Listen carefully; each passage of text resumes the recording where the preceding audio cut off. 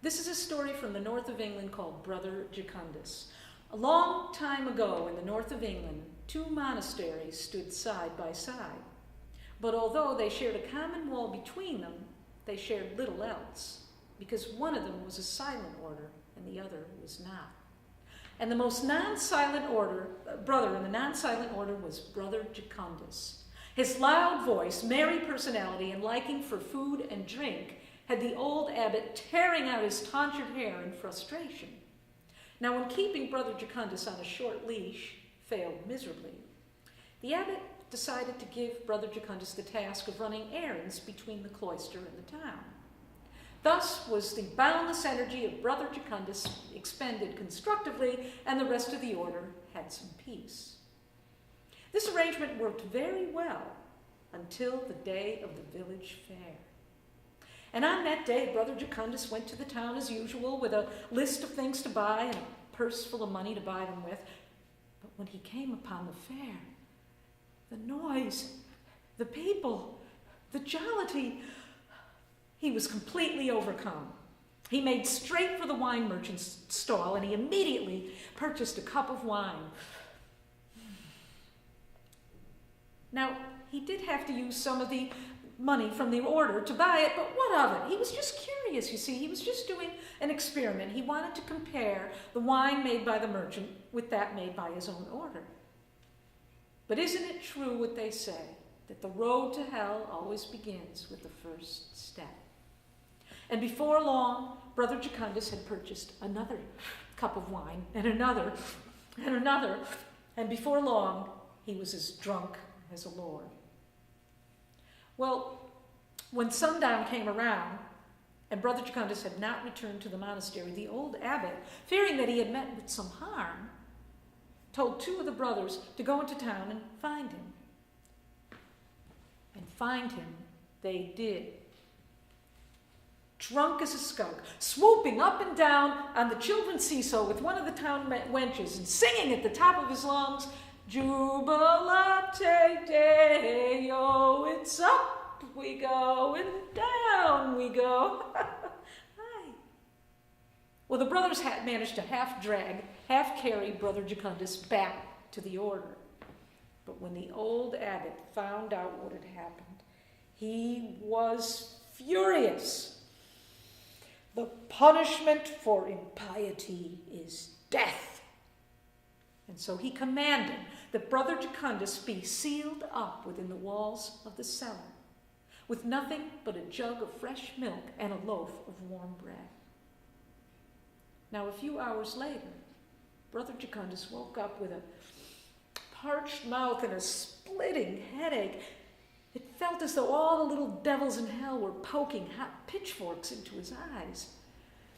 It was hard to breathe, and he could scarcely see his hand in front of his face. But when he reached up, all he could feel were the damp, cold walls of the cellar.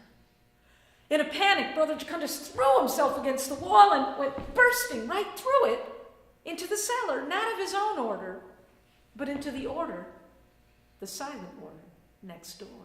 Because it just happened that very morning the Silent Brothers had repaired a hole in that very part of the wall, and the plaster was still soft. Brother Jocundus stumbled around the cellar for a while until finally in a daze he went crawling up the stairs, and after wandering around the halls for a while, he finally staggered into the chapel where a mass was already in progress.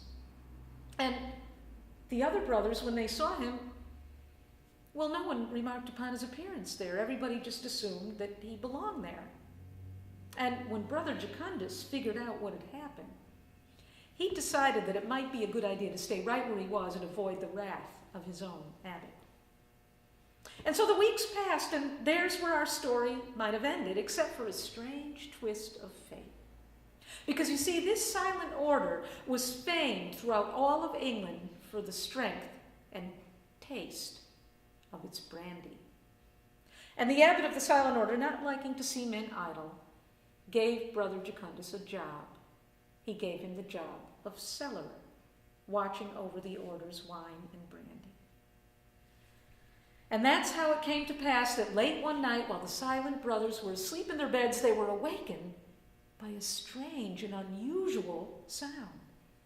The sound of a human voice singing.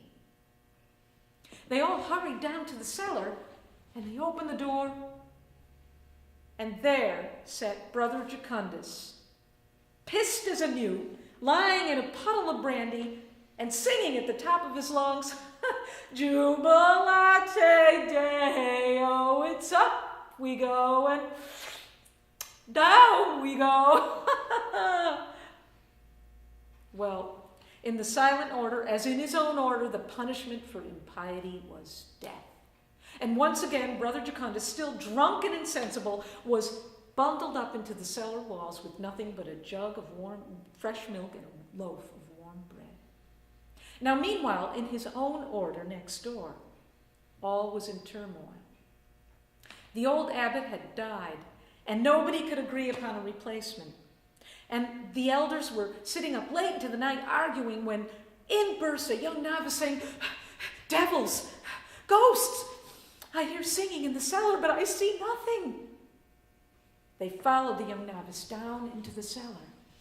And sure enough, when they got there, they could hear faint singing coming from behind the wall. Well, they began to tear away at the stones frantically. And there they beheld a miracle. For there, in the walls of the cellar, sat Brother Jocundus, still alive, still healthy, still drunk.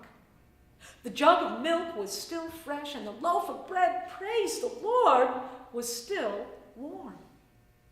Surely, they said to each other, this must be a sign from God.